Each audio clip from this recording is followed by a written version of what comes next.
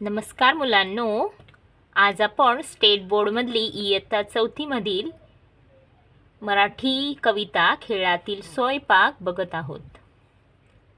पिठामध्ये पाणी घालतो, तिंबून तिंबून कणिक मळतो, भरभर भरभर पोळी लाटतो, पोळीचा फुगा तव्यावरती फुगतो, गरम गरम पोळी वाढतो, विळीवरती वांगी चिरतो, गरम मसाला त्यात भरतो, कढईत तेल मोहरी फुटता, तिखट घालून रस्सा करतो, डाळ तांदूळ भांड्यात भरतो, पाण्याची वर धार धरतो, कुकरच्या तोंडात शिट्टी कोंबतो, स्वयंपाक झाला जाहीर करतो.